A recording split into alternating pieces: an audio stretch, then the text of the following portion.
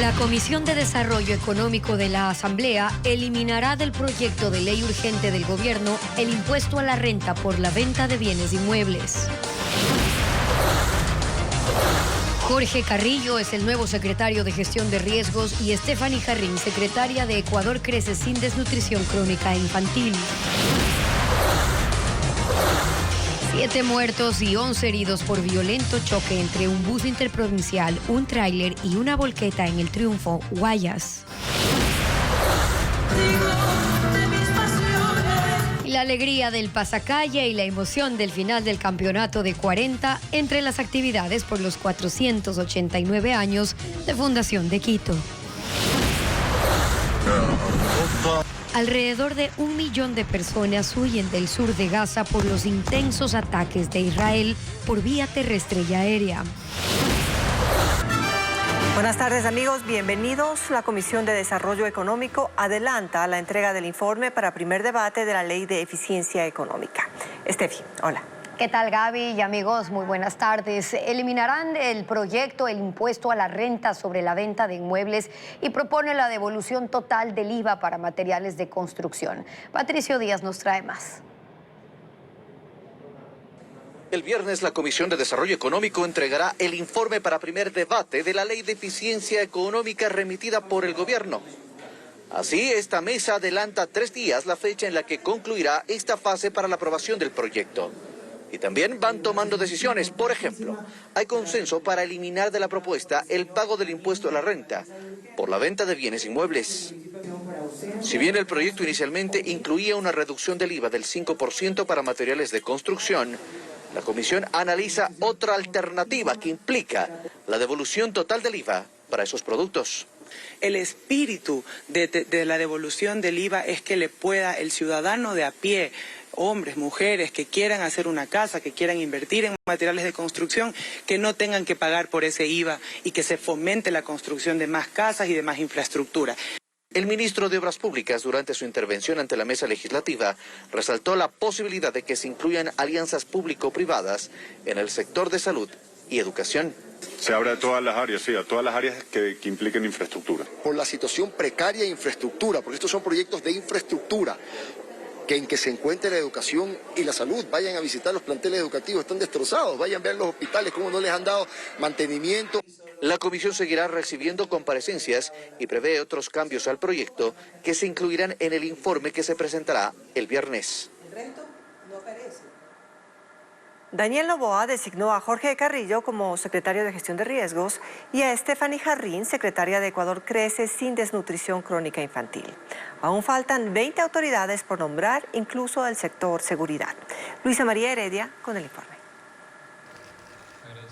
12 días después de haber asumido el mando, el presidente Daniel Noboa continúa designando a los miembros de su gabinete. Stephanie Jarrín, por ejemplo, se convirtió en titular de la Secretaría Ecuador Crece sin Desnutrición Crónica Infantil. No es nueva en la entidad. Se desempeñaba como subsecretaria técnica de prevención y reducción en el gobierno anterior. Es nutricionista de profesión y ha promovido iniciativas en salud pública. Jorge Carrillo, en cambio, fue nombrado secretario de Gestión de Riesgos. Es licenciado en Ingeniería Civil de la Escuela Politécnica del Litoral y tiene una maestría en la misma especialidad de la Universidad Nacional Autónoma de México. También ha estado vinculado con el sector público, fue director provincial de Estudios y Fiscalización de la Prefectura del Guayas, en la administración de Susana González. Pero a Noboa le faltan por designar por lo menos 20 autoridades más. Cargos de gran relevancia en el sector de seguridad aún no están ocupados, como el de secretario de Seguridad Pública y del Estado. Tampoco hay titular en el Sistema Nacional de Atención Integral a Personas Privadas de Libertad y en el Centro de Inteligencia Estratégica. Incluso no se ha aclarado si seguirá existiendo el Ministerio del Interior. Y en esa misma línea, el mandatario todavía no ha anunciado el futuro de las empresas públicas, aunque sí pidió un estudio para eliminar la empresa coordinadora de empresas públicas, CENCO. Sin liderazgo están también la Secretaría de Inversiones Público-Privadas y la Secretaría Anticorrupción, la de Pueblos sin nacionalidades y hasta la de educación superior. El gobierno reestructuró el mando de la policía y cambió direcciones estratégicas. 4 coroneles asumieron funciones de los generales que fueron cesados por el presidente. Paul Romero lo explica. El presidente Daniel Noboa decidió mantener a los 2 oficiales más antiguos de la Policía Nacional y ratificó en el cargo al comandante general César Zapata y al subcomandante Fausto Buenaño, quienes fueron designados en estas funciones el 7 de octubre durante el gobierno anterior. Pero los cambios se ejecutaron en 3 direcciones estratégicas con el nombramiento de los generales: Fausto Íñiguez, director de inteligencia; Freddy Zarzosa, director de investigaciones; Freddy Goyes, director de seguridad ciudadana y orden público. El gobierno se tomó 11 días para reorganizar la cúpula policial y para ejecutarlo solicitó el cese voluntario del cargo y función a los 16 generales que hasta ayer integraron el mando. Ahora son 12 porque el presidente Noboa aceptó la renuncia de 4 generales. Edwin Noguera, director de Educación; Pablo Ramírez, director de Seguridad Ciudadana y Orden Público; Manuel Samaniego, director de Inteligencia; y Marcelo López, comandante de la Zona 4, que corresponde a las provincias de Manabí y Santo Domingo de los Áchiras. El gobierno aceptó la renuncia sobre la base de informes internos de la policía. Con la salida de los 4 generales, el presidente encargó a coroneles funciones importantes como la Dirección Nacional de Policía Judicial, de Migración, de Educación. El sur de Gaza recibe hoy uno de los más intensos ataques de Israel desde que se terminó la tregua el fin de semana. Casi 1 millón de personas huyen ante el embate aéreo y terrestre, como reporta Pedro Jiménez. La ciudad de Han Yunis está bajo ataque. Es ahí donde miles de ciudadanos se fueron a buscar refugio cuando Israel lanzó la incursión terrestre en el norte de la Franja de Gaza y ahora deberán huir nuevamente. Israel ha dado la orden para que al menos 6 barrios sean desalojados cuanto antes, mientras la ofensiva contra blancos del movimiento Hamás continúa. Pero la situación para los civiles empeora. La morgue del hospital Al-Nasser en el oeste de la ciudad recibe decenas de cadáveres y las áreas de emergencia están llenas de heridos. Los médicos y el personal luchan por atender a centenares de personas. Los recursos son limitados y los pacientes, incluidos niños, esperan heridos en el suelo del lugar. Israel dice que ejecuta ataques de precisión, pero la ofensiva terrestre ha expulsado de sus hogares a más de 1 millón de personas de los 2.3 millones que viven en la Franja de Gaza. Naciones Unidas ha dicho que no hay dónde estar a salvo. Las áreas consideradas como seguras son apenas pequeñas extensiones, sin refugios, servicios básicos ni alimentos. Por lo que entre escombros, los gazatíes buscan no solo a posibles sobrevivientes de los ataques, sino también comida. Ocurre entre los restos de una panadería que fue alcanzada por un bombardeo en Dir al-Balá, en la región central de la Franja de Gaza. Ahí, en medio de la desesperación, consiguen algo de pan, harina o aceite para cocinar. Mientras que el Programa Mundial de Alimentos advierte que la situación está llegando a un punto límite. Rusia controla el este de Ucrania y mejora posiciones en la batalla frente a los pocos avances de Kiev recuperando territorios. El Kremlin dice que sigue abierto a negociar la paz, mientras Estados Unidos advierte que se está quedando sin dinero para la ayuda financiera y militar a Ucrania. Informa Ileana Suárez. Con la llegada del invierno, la batalla se vuelve más dura para Ucrania. Tras 1 año, 10 meses desde el inicio de la invasión, siguen repeliendo la ofensiva de Moscú, pero reportan muy pocos avances. Mientras tanto, Rusia se ha posicionado en buena parte del este y el sur del país. Controlan 4 grandes territorios, desde Lugansk y Donetsk, donde comenzó la operación militar, hasta Zaporilla y Jersón, llegando a ocupar las principales ciudades de esas regiones. La recuperación de Ucrania, en cambio, se centra en muy pocos espacios. Como la ciudad de Bakhmut, por ejemplo, sitio de feroces combates durante meses. La defensa de Ucrania se complica además por la falta de aviones de guerra. El gobierno de Volodymyr Zelensky pidió a sus aliados 128 aeronaves de combate. Dinamarca y Países Bajos ofrecieron donar 42 F-16 recién para inicios de 2024. Mientras tanto, el gobierno estadounidense urge al Congreso a aprobar un nuevo paquete de ayuda financiera para temas de seguridad. 106.000 millones de dólares, de los cuales una parte se sumarán a los 111.000 millones que ya ha entregado a Ucrania. Rusia, por su parte, declaró que sigue abierta a negociar la paz en Ucrania bajo sus condiciones, Pero el presidente de Ucrania, Volodymyr Zelensky, prohibió por decreto negociar con Rusia, mientras Putin siga al frente del Kremlin.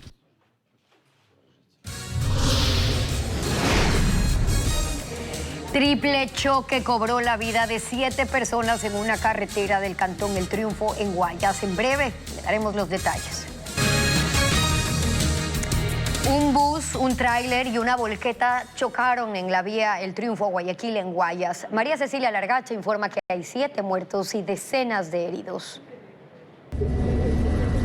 Ocurrió cerca de las 6 de la mañana. El bus interprovincial de la cooperativa Macas, que llevó la peor parte en este accidente, había salido desde Morona, Santiago, y se dirigía hasta Guayaquil. El choque tuvo lugar más o menos una hora antes de llegar, en el sector conocido como Puerto Payo, en el Cantón El Triunfo. Hay 7 personas fallecidas, 6 de ellas murieron en el momento del impacto y una más en una casa de salud cercana. Entre los fallecidos hay un niño de entre 10 y 12 años de edad. También hay varios heridos, aunque por ahora no se conoce el número exacto. Yo llevé 5, los compañeros llevaron como 3. Y tampoco se conoce por qué pasó esto. Se sabe que la calzada estaba mojada y se investiga la posibilidad de que el conductor del tráiler se haya dormido al volante. O sea, al parecer el tráiler invade carril y se procede el impacto. En el tráiler no había nadie cuando los rescatistas y las autoridades llegaron al sitio.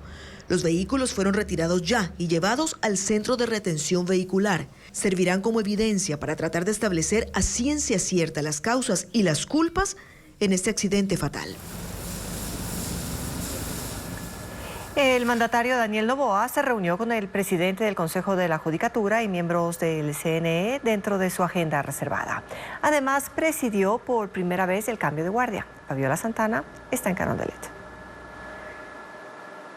Por primera vez, el jefe de Estado, Daniel Noboa, presidió el cambio de guardia presidencial. Desde uno de los balcones del Palacio de Carondelet observó la ceremonia protagonizada por los granaderos de Tarqui, que son los tradicionales guardianes del palacio. Ellos dieron parte al jefe de Estado, se entonó el himno nacional y se hizo el respectivo relevo. Desde allí, el mandatario también saludó a las personas que se congregaron para observar el evento. Daniel Noboa estuvo acompañado por funcionarios como los ministros del Interior, Defensa y secretarios de la Administración y Comunicación, así como también el presidente de la Asamblea, Henry Kronfle, y dirigentes del Partido Social Cristiano, además de estudiantes. El presidente también cumplió una agenda reservada y recibió a los miembros del Consejo Nacional Electoral. La presidenta del organismo dijo que de requerirlo asesorarán a Noboa sobre el procedimiento de la consulta popular. Sí, nosotros queremos plantearle, explicarle cuál es la dinámica de una consulta popular. Si es que él nos consulta, igual tendríamos que explicarle la parte técnica, operativa, que es muy importante tener conocimiento antes de tomar decisión. También recibió el titular del Consejo de la Judicatura, Wilman Terán, quien dijo que conversaron sobre la situación de la Administración de Justicia y de la posibilidad de plantear reformas a la Ley de Garantías Jurisdiccionales. El tema financiero no estuvo hoy en agenda. Una profunda reforma necesaria al sistema de la función judicial. Así también conversamos acerca de las garantías jurisdiccionales, el uso adecuado que tienen que hacer los jueces. En la tarde y noche, el presidente Daniel Noboa posesionará a los 14 nuevos gobernadores y participará de la serenata quiteña por las fiestas de la capital. El gobierno retoma la renegociación de los contratos con Claro y Movistar que se suspendió en mayo. Ahora funcionan bajo una prórroga de 6 meses que concluye en el primer semestre del 2024. Reporta Adriana Bermeo.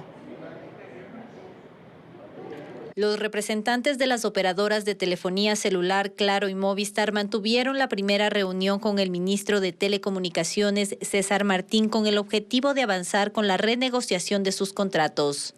En el encuentro se tomaron 2 decisiones. La primera, utilizar como base para la renegociación el expediente que entregó Viana Maíno, exministra de Telecomunicaciones, con montos, parámetros y lineamientos geográficos para la operación de Claro y Movistar.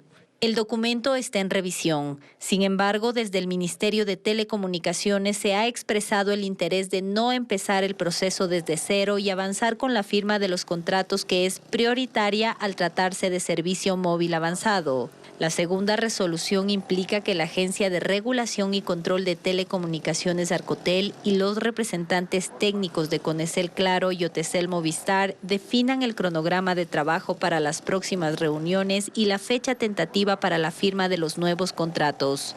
En mayo, la Arcotel decidió suspender las negociaciones con las operadoras telefónicas que tienen más de 14 millones de líneas activas en el país. Los contratos con Claro y Movistar se firmaron en el 2008 y terminaron este año. Ambos están prorrogados. Los acuerdos definitivos deberán cerrarse en el 2024.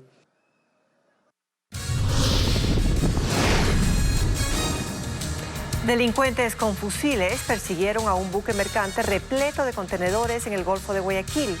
Fueron 2 ataques. Le contamos más al volver.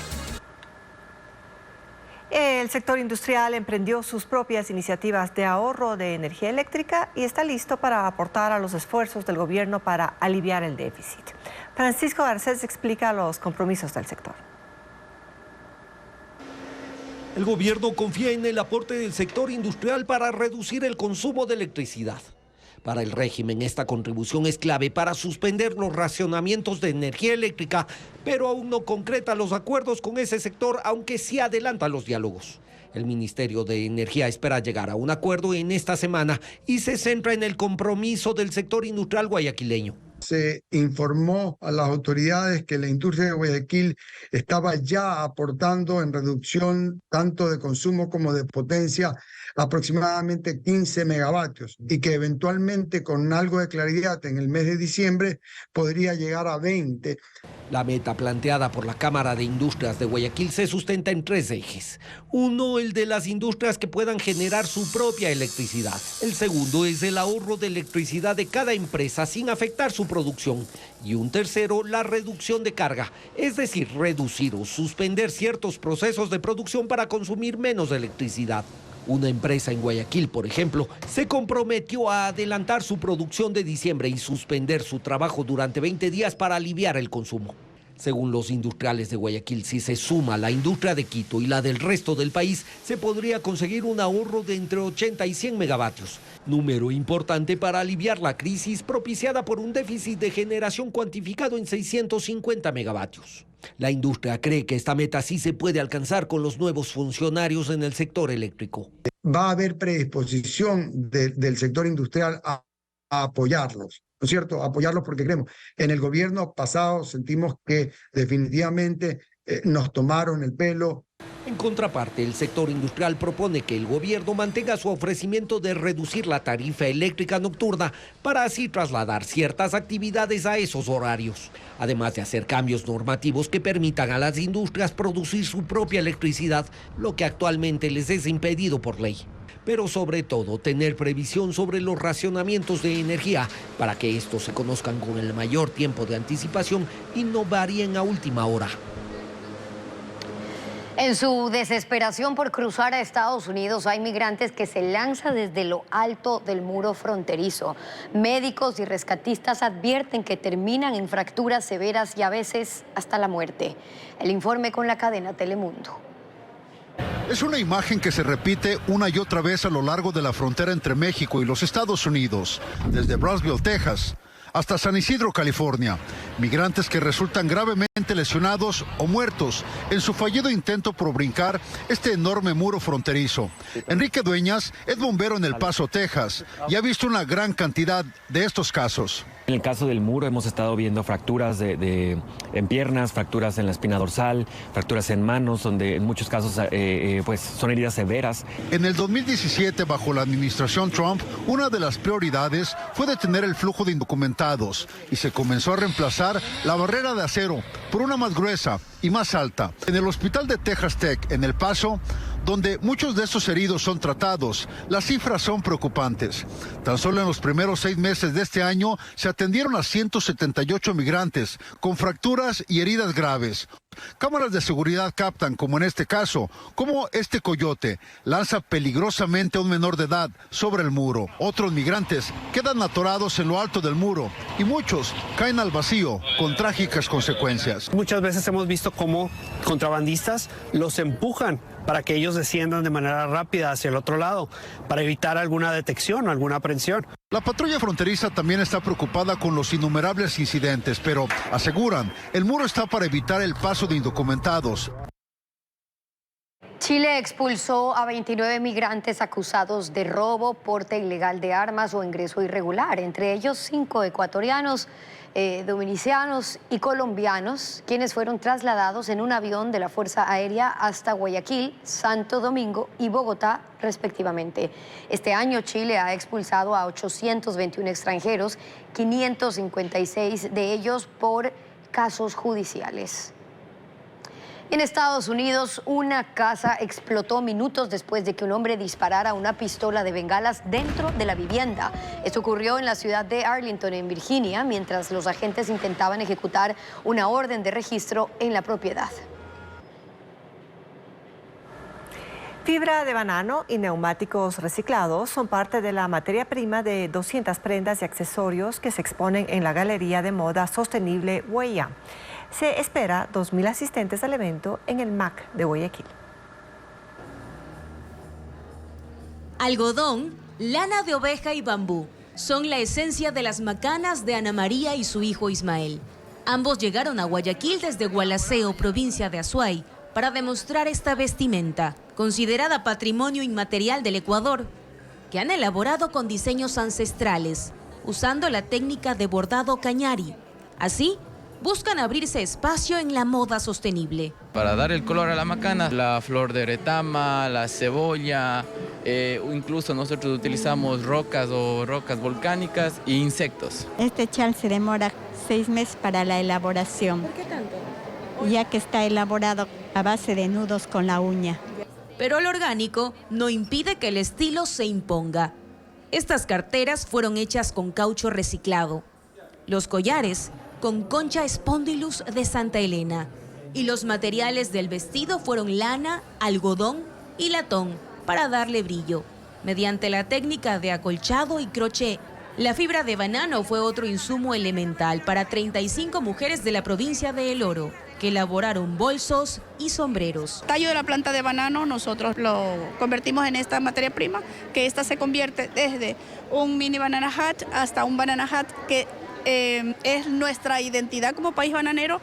104 proyectos de diseñadores del país participaron en el proceso de selección para la exposición Orígenes de la iniciativa Huella, que es parte de Premios Verde.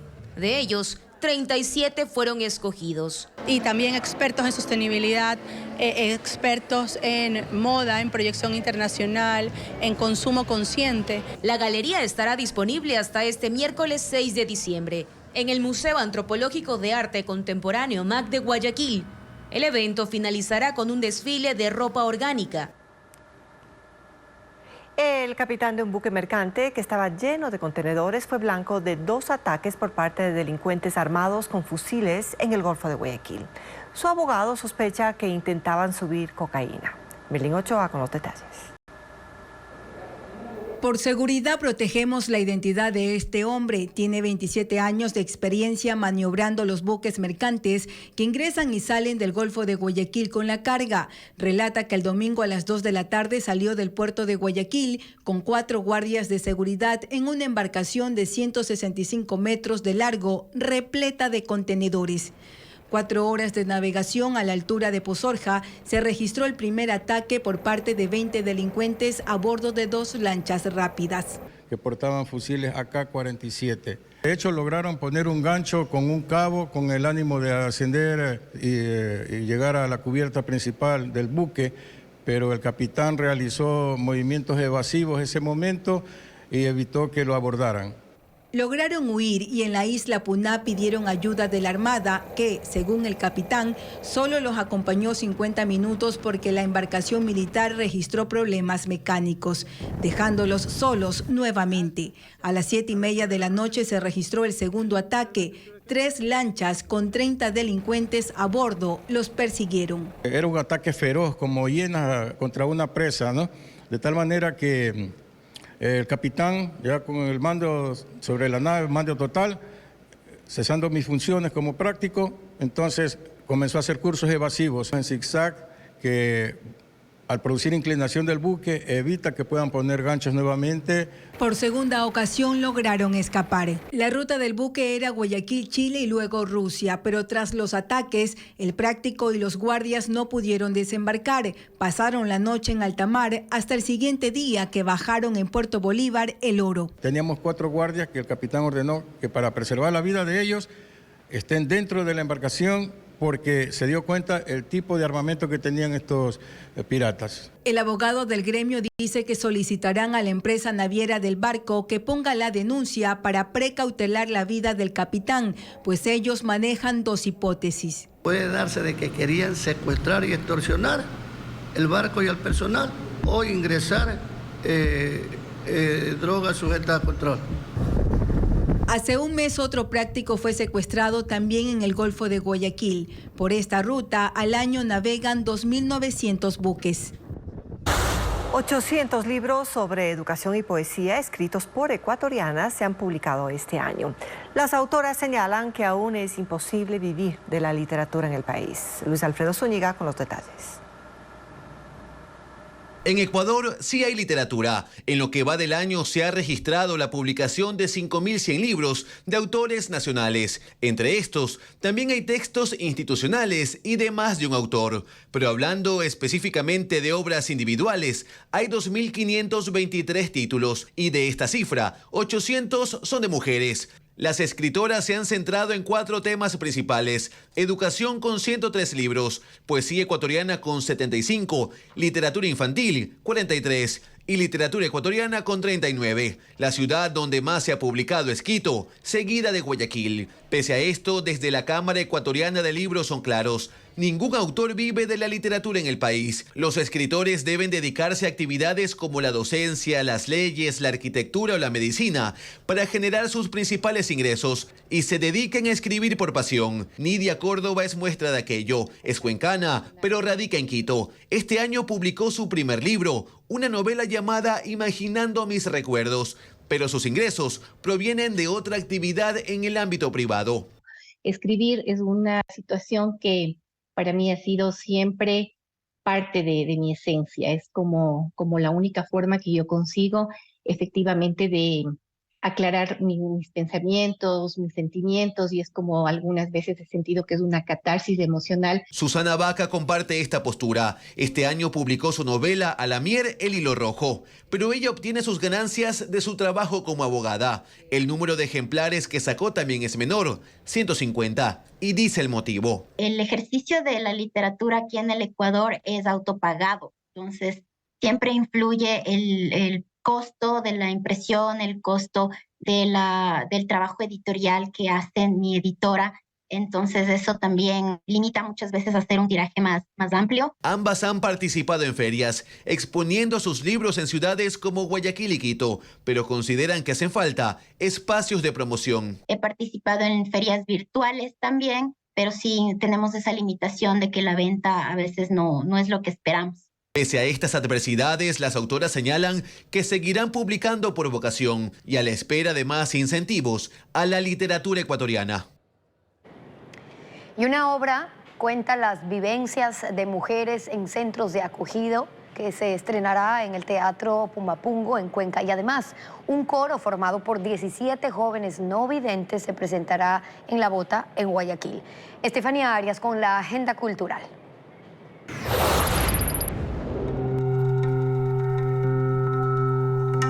Consecuencias imprevistas, una obra que hace una reflexión sobre las vivencias y experiencias de mujeres en estado de vulnerabilidad que están o pasaron en penitenciarías, correccionales y centros de acogida. Las bailarinas y actrices Ángela Maldonado, Catherine Lozano y Gardenia Muñoz contarán estas historias con danza, teatro físico e improvisación. La función se estrena este miércoles 6 en el Teatro Pumapungo en Cuenca a las 19 horas. Puedo ver el mundo solo con las manos. Los martes dorados del Teatro La Bota en el Malecón del Salado presenta este martes al coro Notas de Luz, una agrupación conformada por 17 jóvenes no videntes. También estará sobre el escenario la actriz Itzel Cuevas con la obra El cuento de la isla desconocida. La función comenzará a las 5 de la tarde.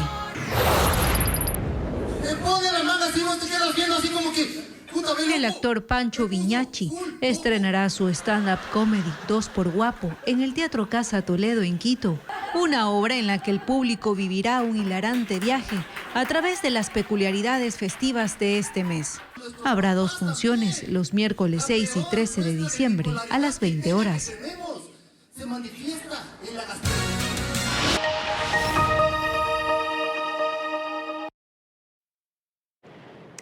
Destreza y gallardía mostraron los jinetes en la edición 51 del Rodeo Montubio Rancho San José en Vinces, en Los Ríos. Las haciendas se prepararon durante 3 meses.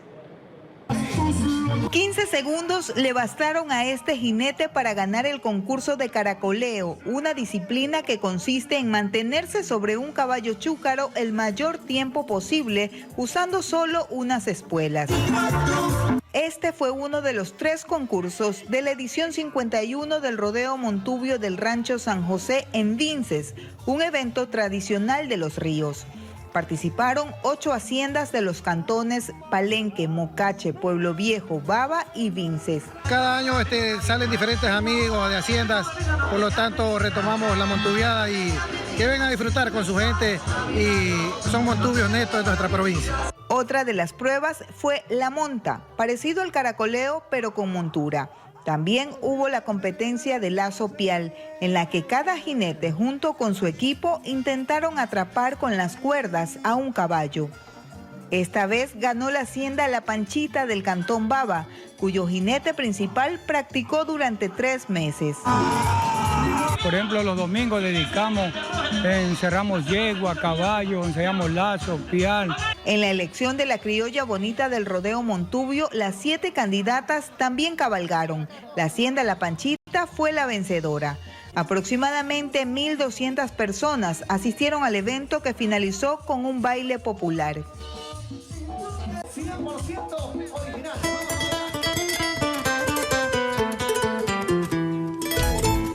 Quito, 489 años. ¿Y qué más, Bev?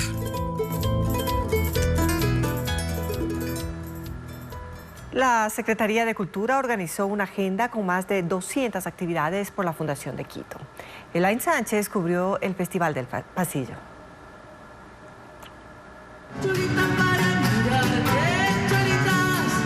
El Festival del Pasacalle del Adulto Mayor se realizó la mañana de este martes. Asistieron 9.200 invitados de los 500 talleres del Patronato Municipal San José. 8 artistas y 70 músicos se presentaron en el Coliseo General Rumiñahui. El evento fue inclusivo y hubo apoyo para las personas de la tercera edad.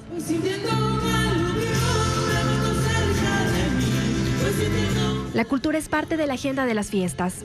Entre las actividades incluyeron las visitas guiadas en la basílica que incluyeron recorrer la nave, subir a las torres y una explicación sobre el estilo arquitectónico neogótico del templo. Cada recorrido duró aproximadamente 40 minutos. Me encanta el paisaje, aunque tuve vértigo de subir a la torre más alta, pero estoy maravillada, hermosísimo, los vitrales, todo. En la noche se realizó la final mundial del 40, entre las parejas Henry y Ramiro Rivadeneira, y Edison Revelo con David Orquera. Dichos de humor acompañaron las jugadas de Edison Revelo y David Orquera, quienes triunfaron y ganaron el premio de $3.000. Esta tarde está previsto que se realice la serenata al presidente Noboa en la Plaza de la Independencia. La elaboración de máscaras de madera es un trabajo artístico con cerca de 100 años de existencia en Cotopaxi. Uno de los pocos artesanos que aún se dedica a esa actividad vive en La Tacunga y su labor es parte de las fiestas de la capital. Patricio Viera nos cuenta cómo. En el barrio José Wango Alto, a 32 kilómetros al nororiente de La Tacunga, Luis Quimbita, de 66 años, se dedica a labrar madera para dar forma a máscaras con rostros de animales y superhéroes. Lo hace desde que tenía 10 años, cuando su padre empezó a enseñarle este oficio en el patio de su casa, que hoy es el taller donde deja volar su creatividad. Me siento alegría porque muchos amigos vienen, dicen, estas son las máscaras que usted hace. Estas me da alegría bailar con sus máscaras. Luis inicia el proceso escogiendo un personaje. En esta ocasión se trata de un perro. Luego selecciona un tronco de madera de 1 metro, lo divide en 4 partes iguales y así, con un lápiz, hace el trazado de la máscara. Utiliza varias herramientas para retirar las capas más grandes, cortar la boca, la nariz y las orejas, para luego hacer los orificios de los ojos. Finalmente utiliza pintura esmalte porque es la que mejor se acopla a la madera. Esta vez eligió el amarillo para la cara y las orejas, mientras el blanco lo escogió para el pelo. Este fue el resultado final.